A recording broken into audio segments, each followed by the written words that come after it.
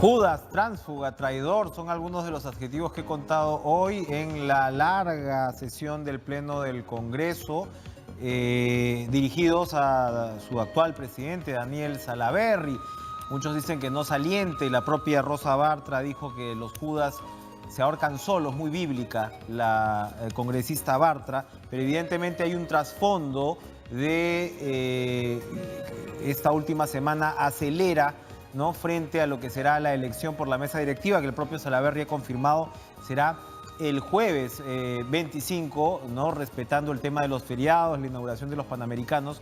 Y evidentemente Daniel Salaverry es uno de los que estaría compitiendo por, en su caso, la reelección a encabezar la mesa directiva.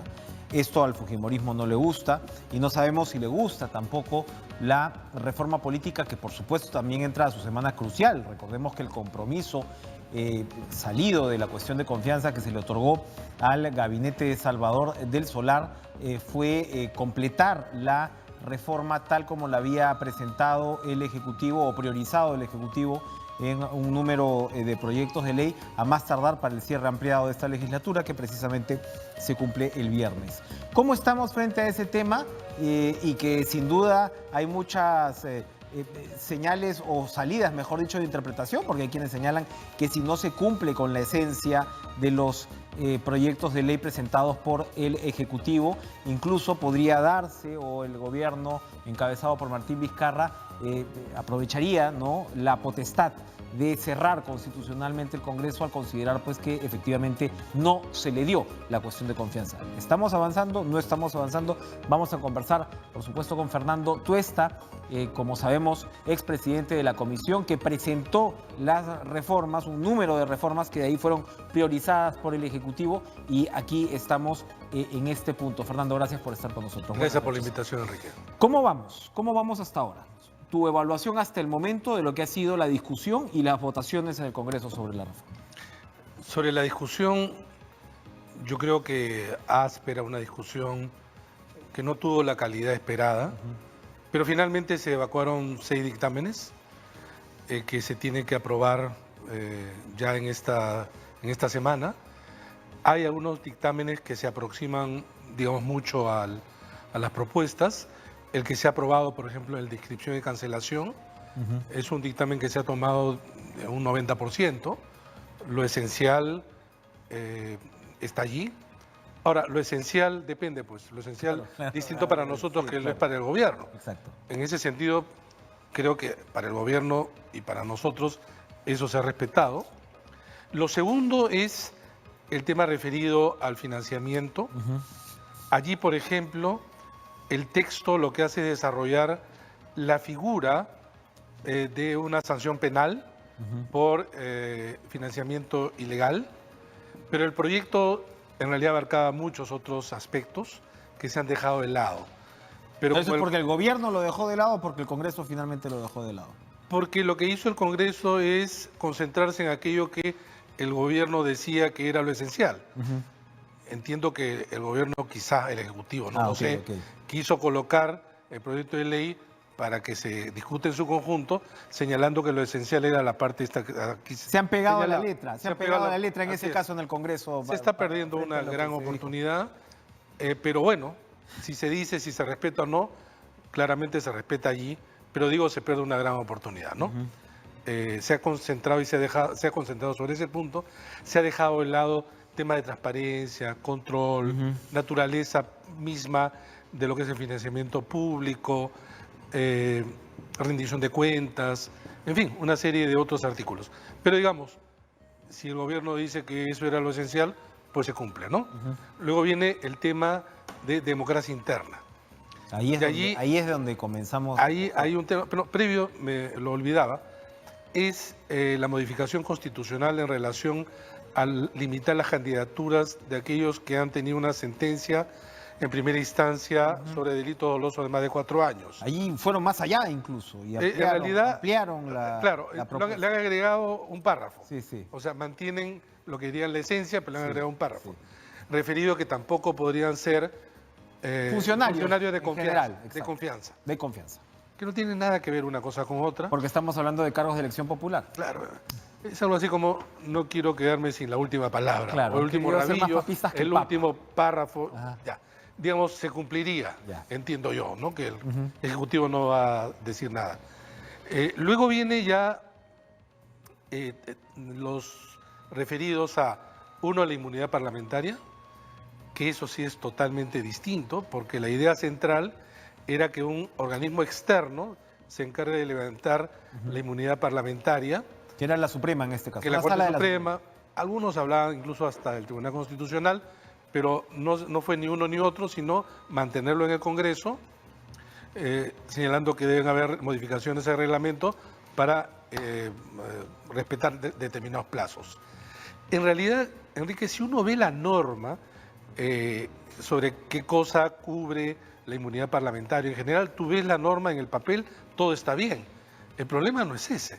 El problema es que este Congreso y todos los anteriores manipularon la inmunidad parlamentaria para protegerse o para hacer un mecanismo de negociación política, incluido en este Congreso. Entonces, eso es lo que se está tratando de combatir. La, Y es la por eso- aplicación de lo que ha sido... Total, como te digo, en el papel está todo claro. El tema es la aplicación, y la aplicación pasada por interpretaciones, muchas de esas sumamente antojadizas. Ahora, Entonces, esto es lo que los gringos llaman un rompetratos, ¿no? O sea, acá sí hay una diferencia crucial, porque el tema de Así inmunidad es. ha sido fundamental, no solamente el trabajo de ustedes, que yo entiendo que ustedes se puedan sentir en general un tanto decepcionados, ¿no? Con el resultado, pero incluso como el gobierno lo presentó. Aquí estamos hablando de un parteaguas. Claro, pero acuérdate que eso todavía no está aprobado. Claro. O sea, hay 2, Tiene que 3 llegar días, ¿no? Hasta el jueves, como para que eso se pueda modificar. Por eso es que cuando tú me hiciste la primera pregunta, ¿cómo ves esto de cara a la cuestión de confianza? Yo diría, esto es todavía un escenario abierto, Está por verse. ¿no? Viene el tema de la paridad de alternancia. Si tú ves el texto, el cuerpo del texto, se ha recogido paridad de alternancia. Pero acá viene, pues, el diablo está en los ¿Dónde pongo la detalles. paridad? ¿Dónde pongo la...? No, el diablo está en los detalles. Ese es el título de tu columna de Así, hoy. los detalles y las disposiciones transitorias. Entonces, la disposición transitoria dice que para el 2021 esto va a ser una implementación gradual. El 2021, 40% de cuota de género, el 2026, 45%, y el 2031, 50%, o sea, en 10 años, ¿no? ¿Que esto lo va a aceptar el gobierno? No lo sabemos, ¿no? Porque uno puede decir, mira, el cuerpo del texto está correcto, pero viene pues la disposición transitoria, que hace esto, digamos, un larguísimo proceso transicional. A algunos puede parecer, sí, pues este es el costo de una negociación. Habría que ver qué dice el... Ahora, y hay un punto interesante, antes de que termines con la relación, porque en tus columnas precisamente, y en alguna ocasión que he tenido de conversar contigo más casualmente en los últimos días, yo escuchaba ahora a la señora Luz Salgado, ¿no? Y decía, estamos en un tubo de ensayo. Ojo que estamos experimentando con la democracia. Aparte era una gran paradoja, ¿no? Porque decía, esto en realidad quiere acabar con los partidos políticos. Entonces yo veía al fujimorismo defendiendo los partidos políticos y no entendía muy bien lo que estaba pasando. Pero bueno, esos son los tumbos que da la historia también, ¿no? Pero reiteraban esta figura de que estamos, ojo, que a ver si esto sale bien, ¿no? Hemos corregido lo que nos han entregado mal para ver si esto sale bien en el 2021, ¿no? Porque de repente va a ser un gran fracaso y es un tubo de ensayo. Y tú lo que has estado postulando es que pareciera por momentos que se está buscando que la cosa salga mal, precisamente para decir, ah, vieron, yo les dije. Es el caso de la democracia interna.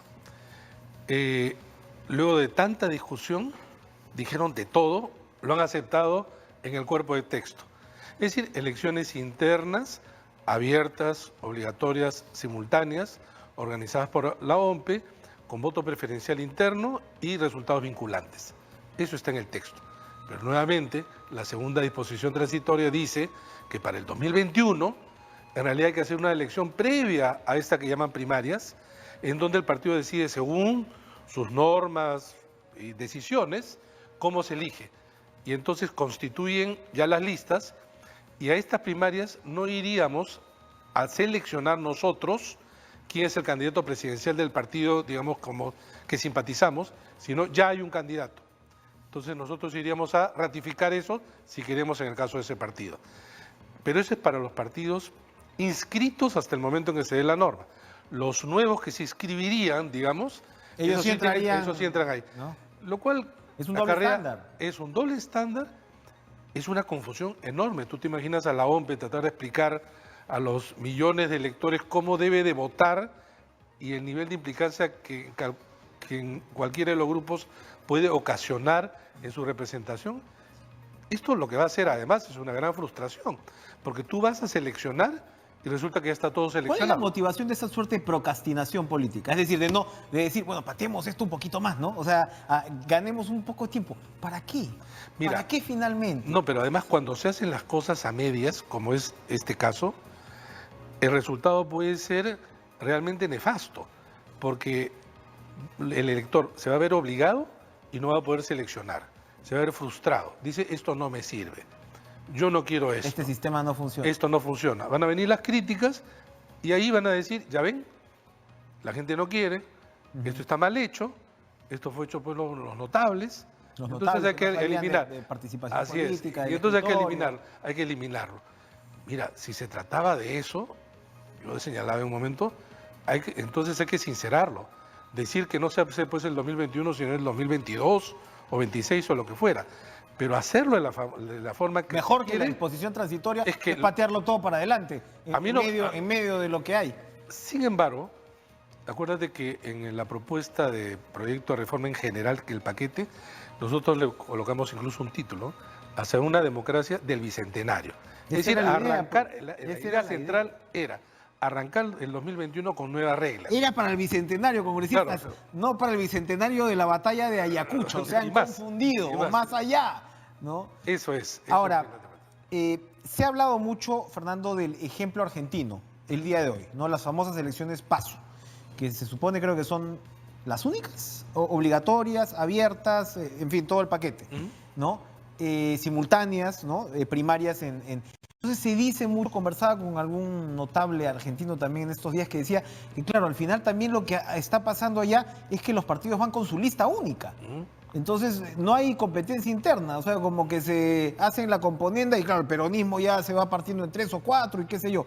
¿No hay un riesgo de que eso se reproduzca? Justamente, En la propuesta original me refiero. justamente.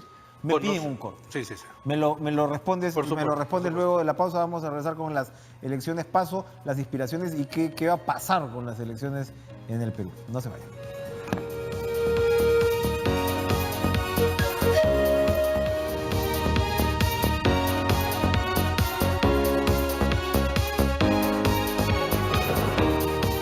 En esta discusión, Fernando, tú estás sobre las elecciones primarias, la democracia interna.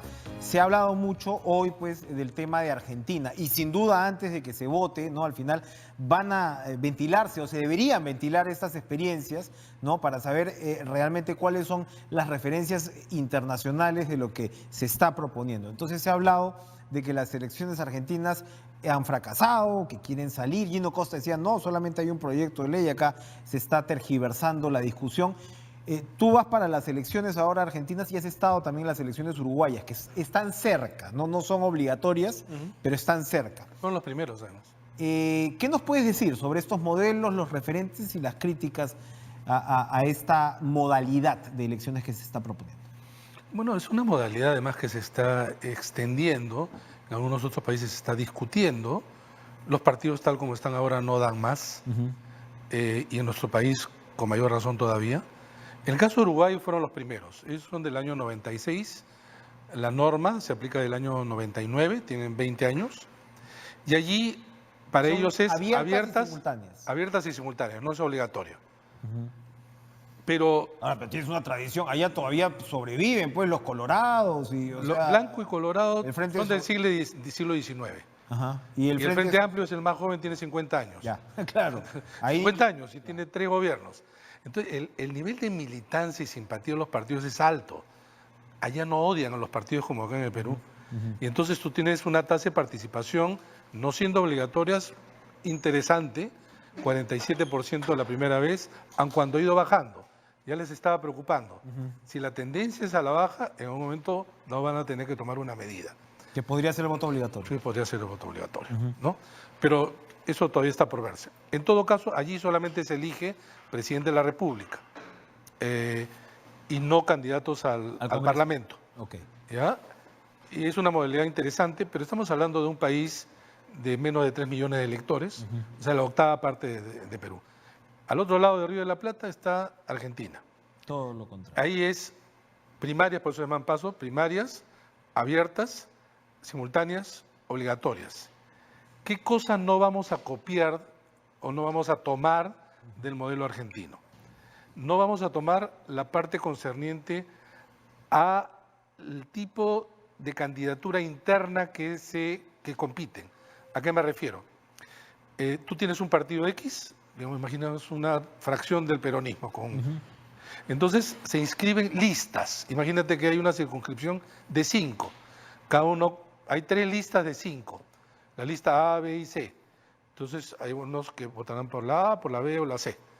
Y de ahí, tipo DONT o este tipo de distribución, se constituyen las listas 3-2-1, perdón, 3-1-1, en fin. ¿Qué ha pasado? Con el correr del tiempo, las cabezas de esas facciones se han ido poniendo de acuerdo, negociando. Entonces presenta una lista ya negociada. Entonces, ¿qué pasa al argentino? O sea, matan las primarias, matan el espíritu democrático de la selección. De que el elector sea el que define. Exactamente. Nuestro caso no va a ser así. ¿Cómo? Nuestro caso es, en un partido se presentan las candidaturas de manera individual y entonces nosotros vamos a poder votar a través del voto preferencial, ¿no? Entonces tú tienes, por ejemplo, que en Lima, imagínate, que es algo que se tiene que discutir y hasta ahora no se ha discutido, reducir en Lima en varias circunscripciones, no más de 5. Entonces tú tienes, digamos, 5 circunscripciones, digamos, en un área de Lima, X. Y entonces se presentan 20 candidatos. Por sorteo cada uno tiene un número. Bueno, pues yo voto por el partido X y pongo el número, digamos que tú eres el número 2, yo pondré el número 2. Otros pondrán el 3, 4. Al final, ¿cómo se da el resultado? Los 5 de esta circunscripción van a ser llenados por aquellos candidatos que tienen de mayor a menor voto dentro de los 5 primeros. No hay forma, entonces, no hay forma que haya componendas. una componenda previa. No hay forma, no hay forma. ¿Lo mismo para candidatos presidenciales? Es que el candidato presidencial solamente se votaría para el candidato, no para la plancha. Entonces, imagínate que tú vas a votar por el APRA. Mauricio Mulder, Jorge El Castillo, Javier Velázquez. Internamente se sortean los números, quien votará por cada uno de ellos pondrá el número y quien tiene más votos será el candidato de la presidencia del APRA, ¿no? Entonces, nuestro modelo es un modelo que recoge aquellos problemas que hemos encontrado en otros lugares y no simplemente una copia. Precisamente se está innovando sobre esto. Así es. Otra de las críticas recurrentes que se escuchó hoy entre los padres de la patria fue el hecho que hagas que el elector vaya demasiado a las urnas. La gente está saturada de política, ¿no? Y lo que vas a hacer es, decían 6. Pero claro, Gino Costa corrigió y dijo, o sea, que no eran 6, o sea, incluso se están lanzando números que al parecer no son. Pero ¿cuántas veces va a ir entonces finalmente el elector a votar en un periodo electoral? Nosotros colocamos la fecha octubre del año anterior de la elección. En octubre vas a votar por las internas. Y luego votarás en abril y en mayo, o sea, 3. Lo que no entienden, por ejemplo, o quizá contra lo que se dice, esta modalidad que han establecido en la disposición transitoria, lo que hace es incorporar una elección previa. Si bien es cierto, ahí no es obligatorio y no es y es solo para militantes, eso también tiene un costo, sí es la preocupación. Un costo porque se supone que lo tiene que hacer la OMPE. Y eso por 24 partidos y a nivel nacional es un costo que ahora parece que no preocupa a nadie, y antes sí preocupaba. Son 3 veces en realidad, pero un proyecto de ley que no ha sido puesto a consideración en la cuestión de confianza era el reordenamiento del calendario. Por ejemplo, sí, preocúpense porque el 2026 lo que tendríamos es el mismo año elecciones para presidente, parlamento, pero también elecciones regionales y municipales el mismo año. Claro, si tenemos primarias, le agregas 2 más. Pero parte del proyecto era reordenar, cosa que no se está discutiendo, que esperamos, sin embargo, yo creo que es oportuno hacerlo el próximo semestre de aquellos otros proyectos que fueron dejados de lado. Todavía hay espacio para Y la eso discusión. nos lleva para ir cerrando ya a lo que va a ocurrir en la... O sea, el viernes algún resultado vamos a tener.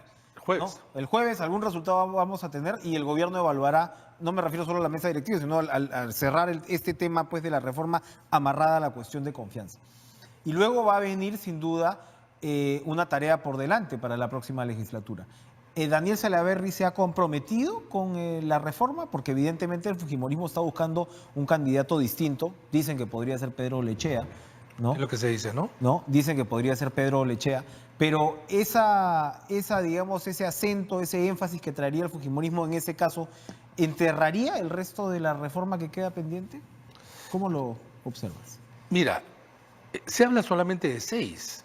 El problema es que desde el gobierno tampoco había un mensaje claro diciendo esto es lo que se tiene que aprobar ahora, pero creemos que los otros No hay 6 una no ha habido programación. en ningún momento hemos escuchado de parte del gobierno eso. Esperemos que de parte del gobierno, pero también de parte del Parlamento, si se dicen tan comprometidos con la reforma, es decir, daríamos un importante paso ahora el 25, pero apenas se abra la legislatura, es necesario todavía discutir y aprobar lo que falta. Creo que esa es la única manera de poder, pese a todos los inconvenientes, tener nuevas reglas de juego para el 2020. Sería importante que sea un ítem para el mensaje de 28 de julio, ¿no? Yo creo que es fundamental.